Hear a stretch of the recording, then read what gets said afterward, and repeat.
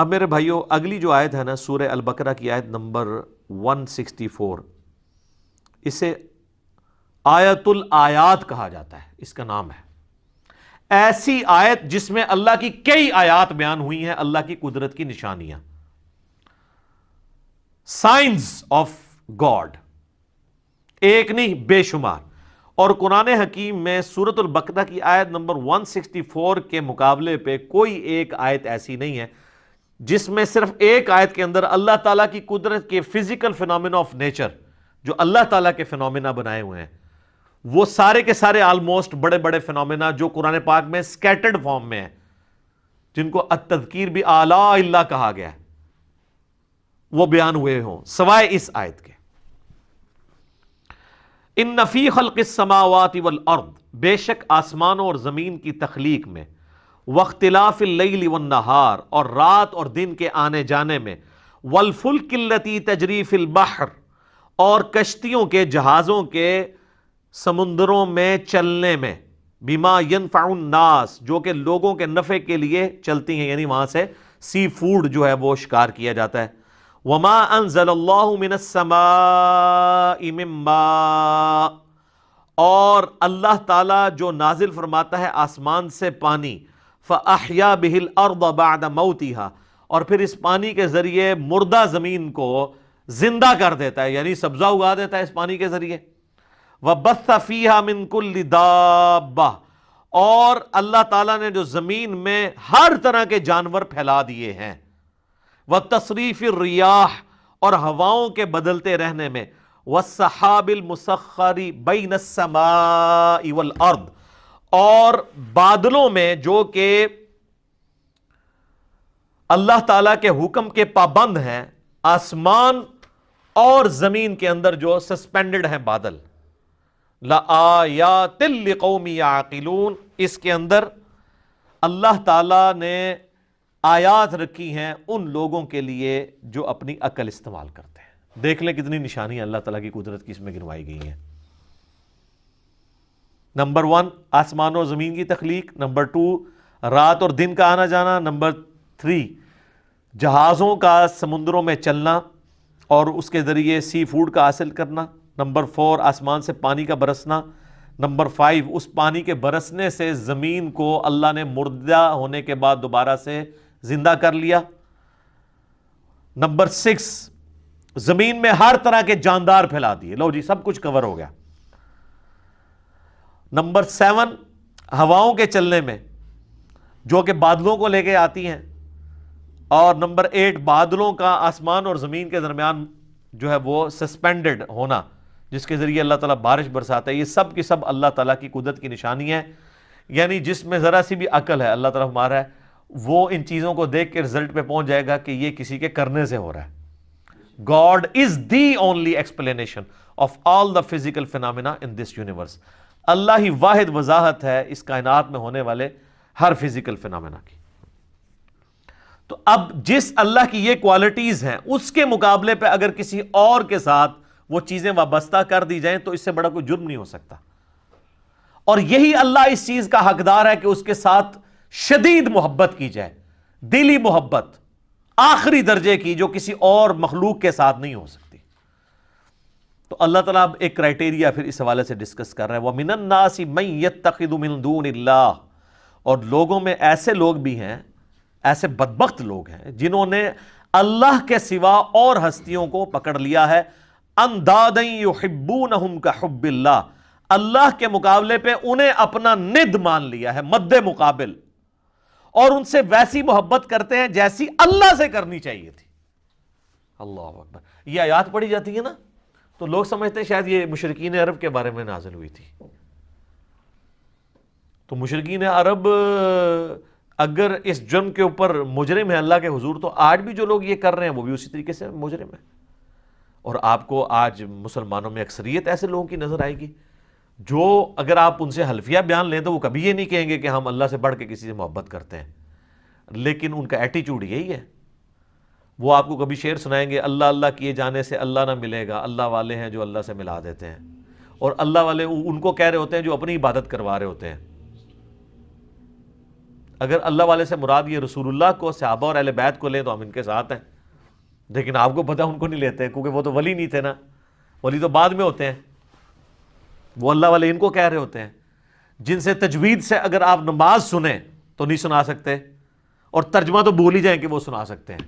ہاں وہ یہ کر سکتے ہیں کہ سجے پاسے اسلام پھیرے تھے سارے حافظ ہو گئے، کھبے پاسے پھیرے تھے سارے ناظرہ ہو گئے، وہ کہتے ہیں نا جی پیچھے نیت کی۔ تو میں کہتا ہوں جن بزرگوں کے بارے میں آپ کا ایک کلیم ہے نا، اگر آج بھی اس طرح کہتے ہیں نا جی دنیا اولیاء سے خالی نہیں ہے، آج بھی ان اولیاء کو لیں، وہ تجوید کے ساتھ آپ کو سنا نہیں سکتے، وہ آپ کو سنت اذکار نہیں بتا سکتے صبح و شام کے جو نبی علیہ السلام نے تعلیم فرمایا ہے۔ فرض نماز کے بعد کے آپ کو 2-3 اذکار بتائیں گے، 17 نہیں بتا سکتے، ان کی تربیت ہی وہ نہیں ہوئی ہے۔ تو وہ ان ہستیوں کے بعد، حتیٰ کہ سورہ الزمر کے اندر جا کے آئے گا، سورۃ المومن کے اندر، کہ ان کے سامنے جب اکیلے اللہ کا ذکر کیا جاتا ہے تو ان کے دل گھٹنے شروع ہو جاتے ہیں، اور جب اللہ کے ساتھ اور ہستیوں کو شامل کیا جاتا ہے تو ان کے پھر دل پھیل جاتے ہیں۔ اور آپ یہ کر کے دیکھ لیں جناب، آپ اللہ کی توحید بیان، ہم تو کئی بار یہ تجربہ کر چکے ہیں، آپ اللہ کی توحید بیان کریں تو ان کو چڑ ہو جاتی ہے، وہ کہتے ہیں جی کو بزرگوں کا بھی ذکر کرو نا جی۔ بلکہ ہمارے ایک سیالکوٹ میں بڑے قریبی بھائی، تو وہ ایک بریلویوں کی مسجد میں امام تھے، تو جب اللہ تعالیٰ نے ہمیں قرآن کی توحید کی طرف راغب کیا تو دعوت کی برکت سے انہوں نے بھی حق قبول کیا، تو ظاہر ہے وہ اب اناؤنسمنٹ تو نہیں کر سکتے تھے، تو انہوں نے بہرحال توحید کے اوپر درس شروع کیا قرآن کے اندر، جو قرآن کی آیات ہیں اعلیٰ حضرت کا ترجمہ رکھ کے، اب تو کسی کو تکلیف نہیں ہونی چاہیے۔ تو 2-4 دن تو توحید برداشت کی انہوں نے، اور پھر بابے جو ہے مسجد کے اکٹھے ہو گئے، انہوں نے کہ ایک جناب اللہ نو ہی دھوندے رہندے ہو ہر ٹائم، کو بزرگوں کا بھی ذکر کریا کرو۔ یہ دیکھیں پنجابی کا محاورہ نے یوز کیا، ہر ٹائم اللہ نو دھوندے رہندے ہو، استغفر اللہ اتوب الیہ۔ تو ان کو اتنی چڑ ہوتی ہے، اور یہ حقیقت ہے کہ ان کی محبت ان ہستیوں کے ساتھ زیادہ ہے، اور اسی لیے آپ بزرگوں کے بارے میں کوئی بات کریں تو یہ سیکھ پا ہو جاتے ہیں۔ اللہ کے بارے میں کہتے ہیں جی اللہ کو تو پہلے ہی اتنے لوگ گالیاں نکال رہے ہیں، ایک اور نے نکال دی تو کیا ہو گیا؟ ہاں ظاہر ہے وہ نکال رہے تو ہیں، حالانکہ یہ خود بھی نکالنے والوں میں شامل ہیں۔ جی سورہ مریم میں آتا ہے کہ جو اللہ تعالیٰ کے لیے بیٹا تجویز کرتا ہے، یعنی شرک کرتا ہے، شرک کی کوئی بھی فارم ہو، وہ اللہ کو ایسی بات کہہ رہا ہے، ایسی گالی دے رہا ہے کہ قریب ہے آسمان پھٹ پڑے اور زمین شک ہو جائے اور پہاڑ ریزہ ریزہ ہو جائے، ان دعوا للرحمن ولدا، کہ یہ رحمان کے لیے بیٹا تجویز کرتے ہیں۔ اگر زمین و آسمان اور پہاڑوں کے احساسات ہو نا اس طرح کے، تو یہ سارے ان پہ پھٹ پڑے، زمین ریزہ ریزہ ہو جائے، زمین یعنی پھٹ جائے اس خوف سے کہ یار میرے اوپر یہ لوگ اللہ کے ساتھ اور ہستیوں کو شریک ٹھہرائے ہوئے ہیں۔ اور نبی علیہ السلام کی آپ احتیاط دیکھیں، یہ جو ند لفظ ہے نا، اندادیں، سیم یہ الفاظ ہیں۔ مسند امام احمد میں حدیث موجود ہے، الادب المفرد امام بخاری کی کتاب کے اندر یہ موجود ہے، ہم نے اپنے ریسرچ پیپر دعا صرف اللہ ہی سے، اس میں بھی ڈالی ہوئی ہے۔ ایک صحابی نے نبی علیہ السلام کو آگے کہا ما شاء اللہ و شئت یا رسول اللہ، اے اللہ کے رسول جو آپ چاہیں اور جو اللہ چاہے۔ تو آپ نے فرمایا اجعلتنی للہ ندا، یہ لفظ، کیا تو نے مجھے اللہ کے مد مقابل ٹھہرا لیا؟ اب وہ پاکستانی ہوتا نا تو کہتا نہیں یا رسول اللہ مد مقابل نہیں، میں نے آپ کو مستقل بذات نہیں مانا، غیر مستقل بذات، عطائی اور اللہ کے اذن سے مانتے ہوئے کہا ہے۔ لیکن اس ٹائم پہ یہ کہانیاں نہیں ہوتی تھی، صحابہ کرام تو بولے والے مسلمان تھے نا، یہ ساری شیطانیاں ان کو تو نہیں آتی تھی۔ تو آپ نے فرمایا قل بل ما شاء اللہ وحدہ، بلکہ کہہ جو اکیلا اللہ چاہے۔ ایک بریلوی عالم تھے، تو میں نے ان کو یہ حدیث بیان کی نا، انہوں نے کہا جی آپ کو اس حدیث کا مطلب نہیں سمجھ آیا۔ میں نے کہا سمجھا ہے۔ وہ کہتے ہیں اصل میں نبی علیہ السلام نے پوچھا ہے کہ اے میرے پیارے صحابی، کہیں ایسا تو نہیں آپ مجھے خدا مانتے ہو؟ ٹھیک ہے، میں نے کہا تو آگے الفاظ تو کچھ اور بتا رہے ہیں۔ اس کے جواب میں تو صحابی کہتا نہیں یا رسول اللہ میں نے آپ کو خدا نہیں مانا، خدا کا بندہ مانتے ہوئے کہہ رہا ہوں یا رسول اللہ ما شاء اللہ و شئت۔ تو میں نے کہا آگے جو الفاظ ہیں قل بل ما شاء اللہ وحدہ، کہ اکیلا جو اللہ چاہے۔ اگر آپ کی بات ہوتی نا تو وہ صحابی کہتے کہ نہیں میں آپ کو اللہ کا بندہ مان کے کہہ رہا ہوں، تو حضور کہتے ٹھیک ہے کہتا رہے۔ آپ تو بالکل الٹ بات کر رہے ہیں، نہیں مجھے نہیں شامل کرنا ذات، تکوینی امور میں نہیں کرنا، تقدیر سے جو ریلیٹڈ ہے۔ ہاں باقی دین کے معاملے میں تو بخاری مسلم میں کہ یہ حدیث ہیں، جب نبی علیہ السلام سے پوچھا گیا کسی معاملے کا صحابہ کرام نے، اور صحابہ کرام سے آپ نے کاؤنٹر کوسچن کیا، ان کو نہیں معلوم ہوتا تھا تو کہتے تھے واللہ ورسولہ عالم، اللہ اور اس کا رسول بہتر جانتے ہیں. وہ بالکل ٹھیک ہے، دین اللہ اور اس کے رسول سے ہی سیکھنا ہے. اور اسی کو سپورٹیو بخاری مسلم کی حدیث ہے کہ اللہ تعالیٰ عطا فرماتا ہے، میں تقسیم کرتا ہوں. وہ آدھی حدیث بیان کرتے ہیں، پوری حدیث اس طرح ہے کہ نبی صلی اللہ علیہ وآلہ وسلم نے فرمایا اللہ تعالیٰ جس کے ساتھ خیر اور بھلائی کا ارادہ فرماتا ہے اس سے دین کی فقہ عطا فرما دیتا ہے. اور اللہ دیتا ہے اور میں تو تقسیم کرنے والا ہوں. یعنی مجھے بھی جو دین اللہ نے میرے ساتھ بھلائی کا ارادہ کیا، مجھے دین کی سمجھ عطا فرمائی ہے، تو یہ اللہ نے عطا فرمائی ہے، میں تو صرف تقسیم کرنے والا ہوں. وہ اس میں یعنی الفاظ جو ہے نا بخاری مسلم کی حدیث کے کہ واللہ یعطی وانما انا قاسم، اللہ دیتا ہے اور میں تو صرف تقسیم کرتا ہوں. تو وہ انہوں نے جناب اس دو لفظ پکڑ لیے تو اعلیٰ حضرت نے شعر لکھ دیا، رب ہے معطی یہ ہے قاسم، رزق اس کا ہے کھلاتے یہ ہیں.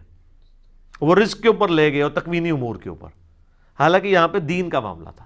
اس میں میرا یوٹیوب پہ ایک کلپ بھی ہے اللہ نبی وارث، تو اس میں میں نے کئی ایک احادیث بیان کی ہیں اس حوالے سے.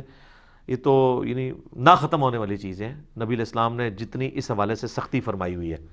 وہ مسلم شریف کی جو حدیث بڑی مشہور ہے کتاب الجمعہ چیپٹر میں، ایک صحابی نے نبی علیہ السلام کے سامنے تقریر کرتے ہوئے کہہ دیا من یطع اللہ ورسولہ فقد رشد، جو کوئی اللہ اور اس کے رسول کی اطاعت کرے وہ کامیاب ہو گیا. ومن یعصہما، اور جو ان دونوں کی نافرمانی کرے فقد غوا، تو وہ بہک گیا، بے شک وہ بہک گیا. نبی علیہ السلام کو بڑا غصہ آیا، فرمایا بئس الخطیب انت، کتنا برا خطیب ہے تو نے یہ کیوں کہا جو ان دونوں کی نافرمانی کرے؟ تجھے کہنا چاہیے تھا وَمَن يَعْصِ اللَّهَ وَرَسُولَهُ فَقَدْ غَوَىٰ، جو اللہ اور اس کے رسول کی نافرمانی کرے وہ گمراہ ہوا، وہ بہک گیا.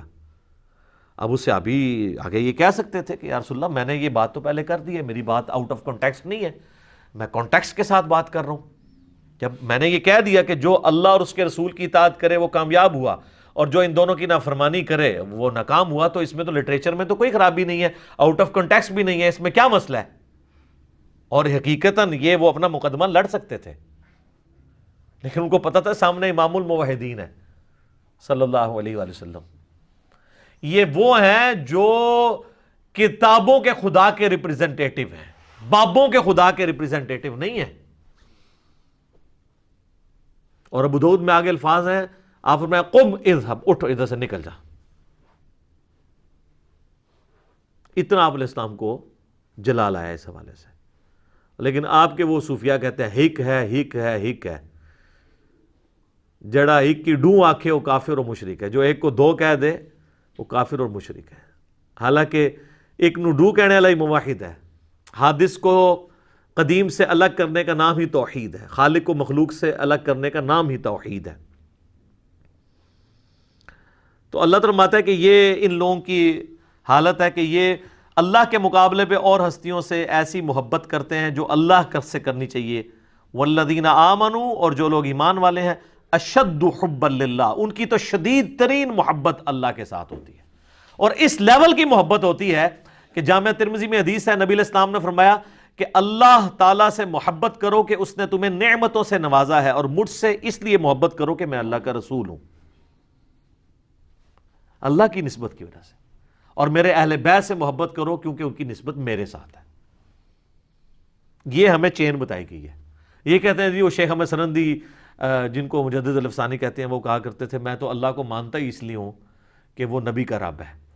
حالانکہ قرآن میں بالکل اور بات ہے، یہ الٹ بات کی ہے. قرآن تو کہتا ہے لَقَدْ مَنَّ اللَّهُ عَلَى الْمُؤْمِنِينَ إِذْ بَعَثَ فِيهِمْ رَسُولًا، یہ اللہ کا احسان ہے کہ اس نے مومنین میں رسول کو بھیجا ہے اپنی شناخت کے لیے.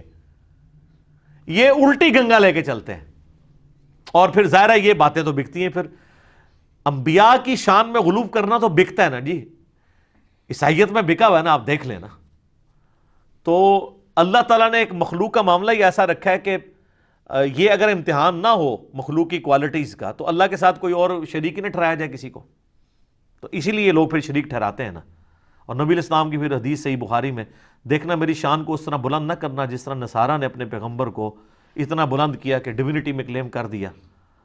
میں اللہ کا بندہ اور اس کا رسول ہوں، مجھے اللہ کا بندہ اور اس کا رسول ہی کہنا. یہ نبی علیہ السلام کس کو سنا رہے تھے؟ انہی کو سنا رہے تھے جنہوں نے کام ڈالنا تھا، جو آج تک ماننے کے لیے تیار نہیں ہے. تو اللہ فرماتا ہے شدید ترین محبت اہل ایمان کی اللہ کے ساتھ ہوتی ہے۔ بخاری مسلم میں حدیث ہے، اس نے ایمان کی علاوت چکھ لی جس کے لیے اللہ اور اس کا رسول ساری دنیا سے بڑھ کر محبوب ہو جائے۔ نمبر 1 یہ۔ نمبر 2 دوستی اور دشمنی کا معیار اللہ کی ذات، اور نمبر 3 کفر کی طرف لوٹایا جانا اس کے لیے اتنا ہی مشکل ہو جائے جتنا زندہ آگ میں جلنا، وہ جلنے کے لیے تیار ہو جائے لیکن کفر نہ اختیار کرے تو اسے ایمان کی مٹھاس مل جائے گی۔ اب اللہ تعالیٰ غصہ فرما رہے ہیں ان کے اوپر کہ جو لوگ اس طرح کی محبت رکھتے ہیں نا اللہ کے مقابل اور ہستیوں کے ساتھ، تو اللہ بتا وَلَوْ يَرَ الَّذِينَ ظَلَمُوا إِذْ يَرَوْنَ الْعَذَابَ، کاش یہ ظالم لوگ وہ وقت دیکھ لیں جب یہ اپنی آنکھوں سے عذاب کو دیکھیں گے، ان القوۃ للہ جمیعا، تو قیامت کے دن ان کو یہ پتہ چل جائے گا کہ ساری قوتوں کا مالک تو اللہ ہے۔ آپ بے شک کہتے رہے میں اس ٹائم تک جنت ہی نہیں ورنہ جو تک سارے نہ لے جائیں۔ ہاں دوزخ میں کے لیے یہ شرط ہو سکتی ہے کہ جن جن کو میں نے گمراہ کیا جب تک میں دوزخ میں ان کو نہیں لے جاتا تو میں نے دوزخ میں جانا، یہ تو بات بالکل ٹھیک ہوگی، جنت اللہ کوئی نہیں پائی جی۔ بخاری مسلم میں حدیث ہے میری بیٹی فاطمہ اس بات پہ نہ اکڑنا کہ اللہ کے نبی کی بیٹی ہو، اگر اللہ نے پکڑ لیا تو میں اللہ کے حضور تیرے کچھ کام نہ آؤں گا۔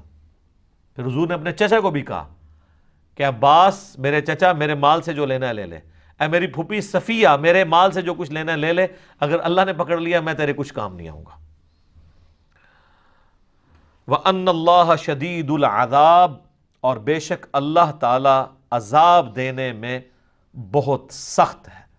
تو یہ قیامت والے دن ہی پتہ چلے گا کہ اللہ تبارک و تعالیٰ اپنے معاملات میں کتنا سخت ہے۔ جب یہ عذاب دیکھیں گے تو ان کو خود پتہ چل جائے گا، اور اس وقت ان کی حال کیا ہوگی۔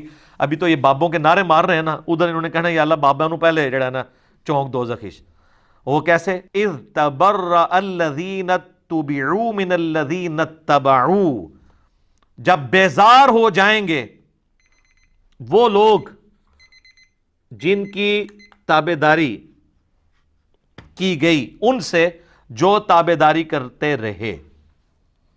ظاہر ہے وہ بیچارے کیا کریں گے، ادھر تو دنیا میں لیڈر بنے ہوئے تھے، کہتے تھے ساڑھے مرید ہو جاؤ تو جنت میں لے جائیں گے، تو اللہ تمہارا یہ سارے جو بزرگ بابے ہیں نا وہ اپنے مریدوں کہیں گے بھائی اپنا اپنا پرچی نبھاؤ، سانو تو اپنی فکر پئی ہے آج۔ جب وہ عذاب دیکھیں گے وَتَقَطَّعَتْ بِهِمُ الْأَسْبَابُ، ان کے سارے تعلقات آپس میں ٹوٹ جائیں گے، پیری مریدی ختم، بیعت ٹوٹ جائے گی، تجدید بیعت بھی نہیں ہو سکتی۔ وَقَالَ الَّذِينَ اتَّبَعُوا، تو پھر جب وہ یہ مرید یہ دیکھیں گے نا جو اتباع کرنے والے تھے، وہ کہیں گے لَوْ أَنَّ لَنَا كَرَّةً، کاش ہم دنیا میں ایک دفعہ دوبارہ چلے جانا، پھر تو ہم پوچھ لیں گے تسی تاڑے نعرے مار مار کے تو چندے دے دے کے فَنَتَبَرَّأَ مِنْهُمْ كَمَا تَبَرَّؤُوا مِنَّا، تو ہم بھی تم سے بیزاری دنیا میں ظاہر کریں گے جس طرح آج تم ہم سے بیزار ہو رہے ہو نا، اگر دنیا میں دوبارہ جانا نصیب ہو جائے نا تو ہم اب دنیا میں گئے نا تو ہم انجینئر صاحب کی ویڈیوز ہی دیکھا کریں گے۔ ظاہر ہے یہ نعرہ کون لگا رہا ہے کہ نہ میں وابی نہ میں بابی، میں ہوں مسلم علمی کتابی، بابوں سے لانے برات کون کروا رہا ہے؟ جو نبی علیہ السلام کی مبارک دعوت کو لے کے چل رہا ہے، اور آپ سے ریکویسٹ کرتا ہے کہ مرنے سے پہلے اے مسلمان کر لے اس پہ غور، کتابوں کا خدا اور ہے بابوں کا خدا اور۔ اچھا وہ یہ کہیں گے یار یہ تو کافروں کے بارے میں آیات ہے، ان سے صرف ایک معصومانہ سوال کریں کہ یہ بتائیے، ہم لوگوں سے یہ کرتے تھے کہ یہ بتائیں کہ یہ جو آیات ہے اس میں غلام احمد قادیانی فال کرے گا کہ نہیں، کہ جو قادیانی ہیں وہ قیامت والے دن جب غلام احمد قادیانی کہے گا آج تو میں خود عذاب میں جا رہا ہوں میں تمہارا کیا کروں، تو قادیانی یہ کہیں گے کہ کاش ہم دنیا میں چلے جائیں تو ہم بھی تجھ سے لانے میں، کہتے ہیں بالکل کریں گے۔ تو ہم کہتے ہیں غلام احمد قادیانی تو قرآن کے نزول کے 1300 سال بعد آیا ہے، تو اس میں تو نہیں ذکر، یہ تو مشرکین عرب کے بارے میں آیات ہے۔ تو وہ کہیں گے نہیں مسئلہ یہ ہے کہ جو بھی کرے گا تو آڑے نہیں کرتے، ہم کوئی بات کر دیں کہ اللہ کے فضل سے ہم نے یہ بات سمجھائی ہے بڑے اعتماد کے ساتھ، کہتے ہیں میں کرتا ہے، وہ آپ کے تو میں کہتے ہیں کہ سارے اولیاء کی گردن پہ میرا پاؤں ہے، آپ کہتے ہیں سبحان اللہ، حالانکہ آپ کہنا چاہیے لعنت اللہ۔ کبھی ابو بکر صدیق نے کہا سارے صحابہ کی گردن پہ میرا پاؤں ہے؟ اتنے متکبرانہ جملے کے اوپر سبحان اللہ کہنا چاہیے؟ شیخ عبد القادر جیلانی کی طرف جھوٹ منسوب ہے، ہم نہیں کہتے انہوں نے کہا ہوگا، اگر انہوں نے کہا تو وہ پھر اولیاء اللہ نہیں ہوں گے، اور اگر اولیاء اللہ میں سے ہیں تو وہ اتنے تکبر کے ساتھ نہیں بول سکتے۔ تو وہ کہیں گے آج ہم دنیا میں اگر کاش ہمیں واپس اللہ بھیج دینا ہم بھی اس طرح تبرہ کریں گے، یہ تبرہ لفظ اسی نا اعلان برات، ٹھیک ہے، تبرہ کریں گے جس طرح آج تم کر رہے ہو، کذالک یریہم اللہ اعمالہم حسرات، یوں ہی اللہ تعالیٰ ان کے برے اعمال ان کے سامنے کر دے گا اس حال میں کہ وہ پشیمانی میں ہوں گے، علیہم ان کے لیے، وما ہم بخارجین من النار، والعیاذ باللہ تعالی، اور وہ کسی صورت آگ سے نکل نہیں پائیں گے۔ اللہم اجرنا من النار، اللہم انی اعوذ بک من عذاب جہنم ومن عذاب القبر ومن فتنة المحیا والممات ومن شر فتنة المسیح الدجال، ربنا اصرف عنا عذاب جہنم ان عذابها کان غراما، آمین۔ تو یہ دیکھ لیں، یہ آخرت میں یہ کچھ ہونا ہے۔ تو دنیا میں اگر کسی کو پتہ چل جاتا ہے، سورہ الاحزاب پڑھ کے دیکھ لیں، وہاں پہ وہ کہیں گے کہ ہمارے بزرگوں کو دگنا عذاب دے اللہ، جن کی وجہ سے ہم گمراہ ہوئے، بالکل آخری رکوع میں۔ تو آپ یہ قادیانیوں کی تو میں نے وصف مثال دی ہے، آپ دیوبندیوں سے اگر پوچھ لیں کہ یہ احمد صاحب بریلوی صاحب کے ماننے والے ان کے بارے میں یہی کہیں گے، بالکل کہیں گے، اور بریلویوں سے پوچھے کہ اشرف تھانوی صاحب کے ماننے والے قیامت الدین یہی کہیں گے، بالکل کہیں گے۔ تو یہ تو اجماع ہی ہوا ہے اس کے اوپر، بزرگوں سے تبرہ کرنے پہ۔ یہ کوئی 2010 یا 11 کی بات ہے، میں اسلام آباد میں I-10 میں ایک اہل تشیع بھائی تھے، انہوں نے مجھے یعنی افطار کے اوپر بلایا، رمضان کا ہی مہینہ تھا، کچھ 7-8 ان کے بھائی بیٹھے ہوئے تھے، وہ خود بھی بہت بڑے عالم دین ہیں، میں نام نہیں لیتا، پھر وہ ایک پرسنل بات ہو جائے گی۔ تو وہاں پہ بیٹھے ہوئے نا یہی استانت کا مسئلہ چھڑ گیا۔ میں نے کہا یا علی مدد نہ کہیں، آپ ویسے مولا علی سے محبت کا اظہار کریں لیکن مدد کے لیے نہ پکاریں۔ تو وہ کہنے لگے نہیں، ہم تو ان کو وسیلہ اور توسل سمجھتے ہیں، اللہ ہی کو پکارتے ہیں ہم، لیکن یا علی مدد کا مطلب آپ کو سمجھ نہیں آیا۔ میں نے کہا یار مجھے اردو نہیں آتی ہے، مجھے عربی نہیں آتی ہے۔ وہ کہتے ہیں یا علی مدد کا مطلب یہ ہوتا ہے کہ اے اللہ ہماری مدد کر علی کے وسیلے سے۔ میں نے کہا یہ تو نہیں ہے، اس کے لیے تو یہی جملہ بولا جائے گا جو آپ بول رہے ہیں، آپ تو ڈائریکٹ یہ الفاظ استعمال کرتے ہیں، یا اہل سنت کے ہاں لوگ یا شیخ عبد القادر جیلانی المدد کہہ رہے ہوتے ہیں، تو یہ تو منع ہے۔ پھر وہ خیر تھوڑا کھل کے سامنے ہے، وہ کہنے لگے دیکھیں نہیں قرآن میں بھی تو آیا نا وَاسْتَعِينُوا بِالصَّبْرِ وَالصَّلَاةِ، صبر اور نماز کے ذریعے مدد چاہو۔ میں نے کہا آگے بھی پڑھو نا ان اللہ مع الصابرین، تو میں نے کہا اس کا مطلب کیا ہے؟ کہتے ہیں دیکھیں نہیں صبر اور نماز بھی تو غیر اللہ ہے۔ تو میں نے کہا اگر صبر اور نماز غیر اللہ ہے اور اس کی مدد مانگی جا رہی ہے تو پھر آپ صبح و شام کہتے ہیں المدد یا نماز، المدد یا صبر، میری مدد فرمائیے۔ کہتے ہیں نہیں۔ تو میں نے کہا کیا مطلب ہوا اس کا؟ پھر کہتا ہے اس کا مطلب ہے آپ نماز پڑھو تو اللہ کی مدد آ جائے گی۔ میں نے کہا ہاں یہی مطلب ہے نا، تو مولا علی کی سنت پہ چلو، مولا علی کے طریقے کے اوپر چلو تو اللہ کی مدد آ جائے گی، مولا علی کو تو نہ پکارو۔ کوئی کہتا ہے المدد یا نماز، المدد یا صبر، اچھا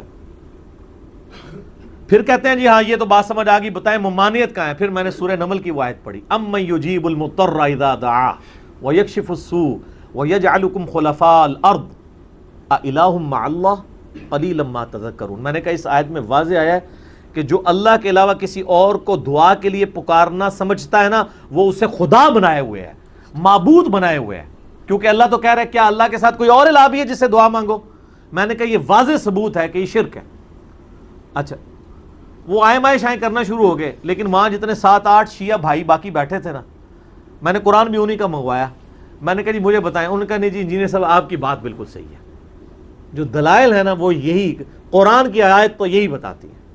تو الحمدللہ کئی لوگ دعوت قبول کر لیتے ہیں، اگر کوئی ہٹ دھرمی پہ اتر آئے تو اس کا تو کوئی علاج نہیں، ہم تو صرف بات پہنچا سکتے ہیں۔ باقی میں نے محنت کر کے ایک لیکچر بھی ریکارڈ کروا دیا ہے، مسئلہ نمبر 3 دعا صرف اللہ ہی سے، میری زندگی کے بہترین لیکچرز میں سے وہ ہزاروں لوگوں کی عقیدہ توحید کی اصلاح کا سبب بنا ہے، جس میں نے اپنا یہ ریسرچ پیپر نمبر 3 دعا صرف اللہ ہی سے، اس کو میں نے باقاعدہ اس میں پڑھایا ہے، پورے ریسرچ پیپر کو 8 پیجز پہ سارے شیطانی وسوسے جو عقیدہ استانت کے حوالے سے یہ پیش کرتے ہیں، میں نے سب کے سب کور کیے ہیں۔ پچھلے دنوں میرا ایک کلپ اپلوڈ ہوا ہے یا رسول اللہ انظر حالنا پہ صحیح عقیدہ، وہ بھی آپ دیکھ سکتے ہیں۔ دعا صرف اللہ ہی سے مسئلہ نمبر 3 دیکھیں، اور اسی کی ایکسٹینشن ہے مسئلہ نمبر 43 وسیلہ اور توسل کے صحیح احکام و مسائل۔ تو انشاءاللہ تعالی عقیدہ توحید کے حوالے سے آپ کی اصلاح ہو جائے گی انشاءاللہ۔